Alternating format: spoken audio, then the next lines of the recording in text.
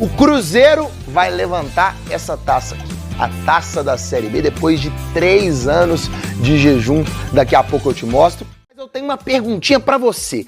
Você lembra qual foi a última vez que o Cruzeiro ergueu uma taça? Foi no Campeonato Mineiro de 2019. Só que agora o Cruzeiro vai levantar essa taça e encerrar um jejum que dura quase 3 anos.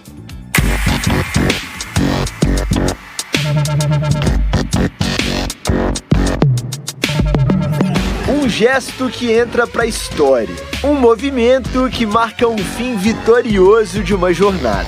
Se a braçadeira de capitão dá a um jogador a responsabilidade de ser um líder ao longo de um campeonato, no jogo do título, dá a ele a missão de eternizar uma conquista. Eu vou ser o símbolo ali, sim, de levantar a taça, mas realmente um símbolo, porque é todo mundo que tem que erguer essa taça, porque todo mundo trabalhou muito para isso. Eduardo Brock terá, neste domingo, a honra que já foi de Piazza, Gotardo, Alex, Henrique, Fábio. Jogadores eternizados na história por levantar taças como capitães de um dos mais vitoriosos clubes do país, que sempre foi acostumado a vencer e nos últimos anos foi forçado a renascer. Hoje nós podendo dar essa felicidade novamente a todo torcedor, erguer um troféu novamente, um troféu nacional, né? E principalmente retornar o Cruzeiro para o local de onde ele não deveria ter saído. Mais do que devolver o Cruzeiro ao seu habitat natural, o título da Série B pode significar o retorno do clube a uma rotina de taças. Pela primeira vez neste século, o Cruzeiro completou 3 anos sem levantar um troféu. O último, o Mineiro de 2019, foi há quase 1.300 dias. O Cruzeiro é o campeão mineiro do ano de 2019! Já mostra o quanto é a grandeza do Cruzeiro, né? Hoje se reconstruiu, está nesse processo de reconstrução.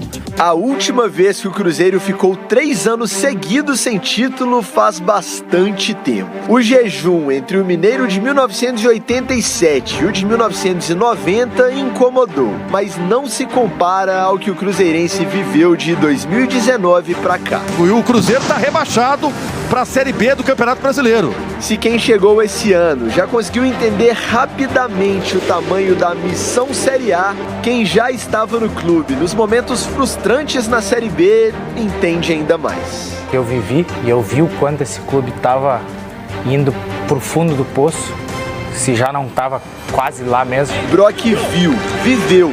O Cruzeiro estava no fundo do poço. Verbos no passado. Passado que tinha o CSA, adversário de domingo, como algoz. Só que o Brock venceu.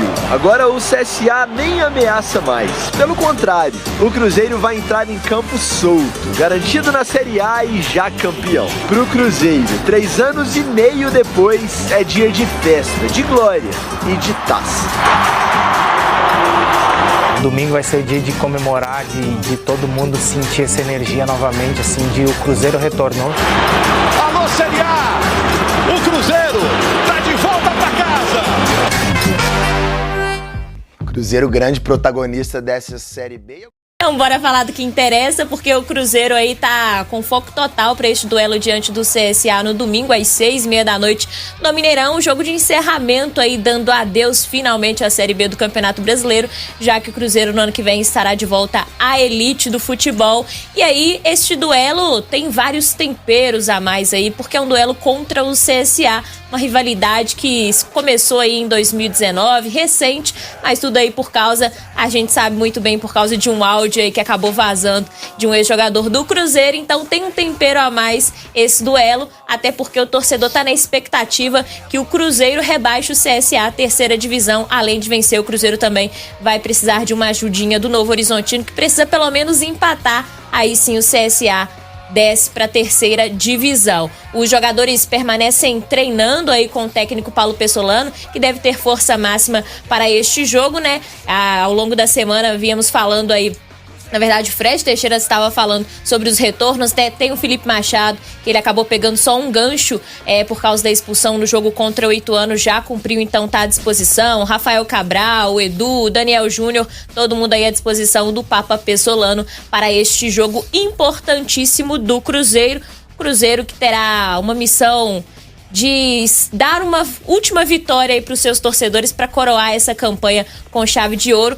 E até o momento mais de 40 mil ingressos já foram comercializados, última parcial divulgada aí pelo Cruzeiro em suas redes sociais. E vale lembrar que a venda para o público geral só começa às 4 da tarde, então corre o risco de muito torcedor ficar sem ingresso aí quando der 4 horas da tarde, talvez nem tenha esses ingressos, mas é bom ficar de olho lá e garantir seu ingresso para este grande jogo aí do Cruzeiro. Mas a gente traz agora aqui no Super FC a fala do diretor de futebol do Cruzeiro, Pedro Martins, né? A imprensa teve mais uma vez acesso à Toca da Raposa, a segunda vez nesta temporada, e o Pedro Martins acabou falando também aí sobre os novos projetos do clube, como que tem sido recebido aí pelo mercado.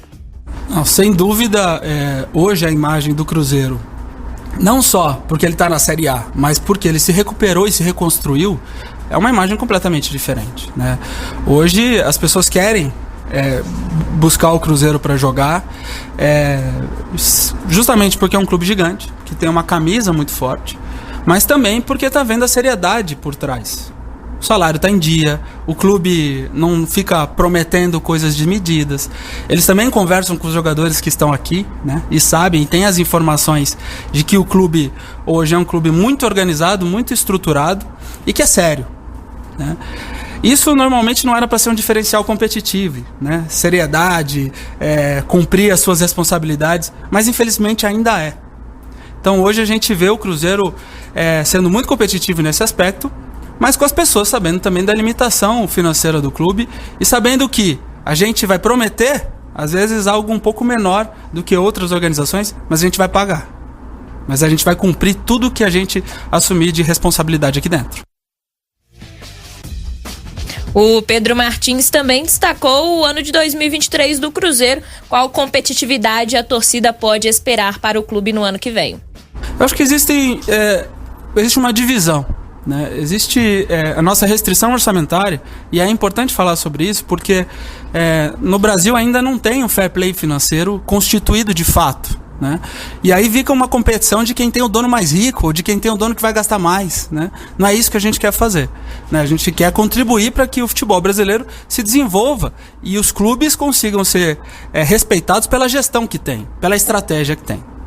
Mas internamente, o nosso nível de exigência é muito alto, né? Mesmo sabendo da restrição financeira, todo mundo aqui pensa grande. Todo mundo quer fazer com que o clube exceda qualquer tipo de restrição orçamentária que exista. A gente vai trabalhar para que o clube consiga atingir os melhores objetivos na temporada, sabendo que não dá para a gente prometer a constituição de uma equipe que vai gastar mais do que se tem. Esse caminho a gente já viu onde leva os clubes. A gente já viu que o Cruzeiro passou nos últimos anos porque fez exatamente isso. Porque gastou mais do que tinha. Porque prometeu o que não deveria prometer. A gente vai fazer muito. A gente está trabalhando com os melhores profissionais no mercado para justamente colocar o Cruzeiro no seu lugar que é devido. É colocar o Cruzeiro como protagonista no futebol brasileiro dentro do seu tempo.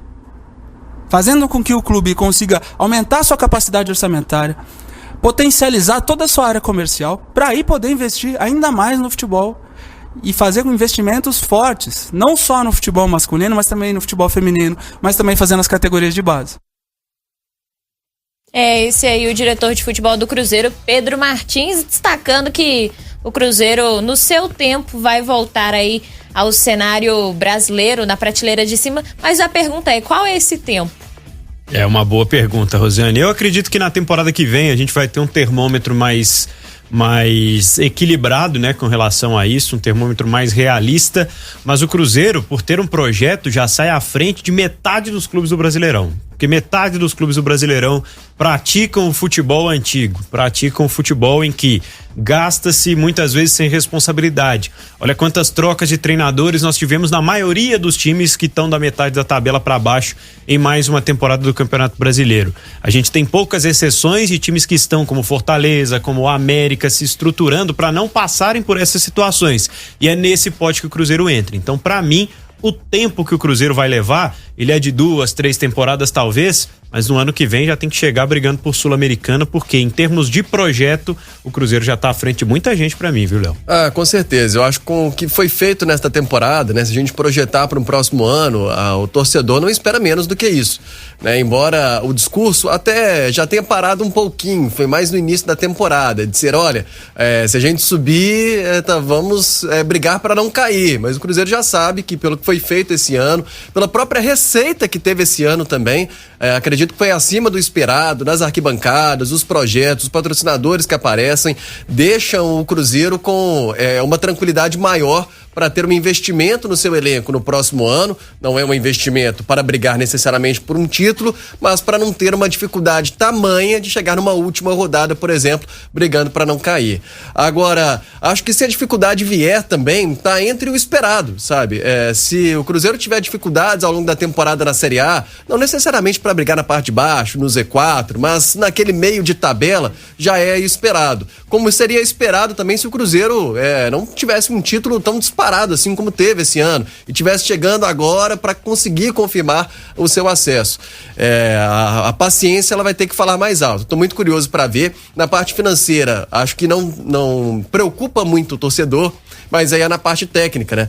Como que os novos jogadores vão reagir a um trabalho de Pesolano. Acho que o Pesolano é um ótimo técnico, mas tem que ter um jogador que abrace muito o que ele pede, porque não tem um titular absoluto, né? Vira e mexe, ele tá trocando o time, e a gente sabe que tem jogador, por exemplo, os medalhões não gostam de perder espaço, então são coisas que tô curioso para ver. Acho que o desafio aumenta e pelo menos o que apresentou nessa temporada, o Cruzeiro tem tudo para cumprir o seu objetivo no próximo ano também. É isso aí, daqui a pouco eu volto também para falar mais um pouquinho desse duelo aí entre Cruzeiro e Rosane Meirelles, de volta ao último do Cruzeiro. Pra falar que pro Cruzeiro fechar com chave de ouro esta Série B do Campeonato Brasileiro, vai precisar interromper um grande tabu aí diante do CSA, porque a Raposa não vence a equipe alagoana em Belo Horizonte há 27 anos. A última vitória foi pela Copa do Brasil de 1995. É claro, as equipes demoraram a se encontrar depois disso, mas o Cruzeiro tá tentando quebrar aí esse jejum diante do CSA no próximo domingo às 6h30 no Mineirão.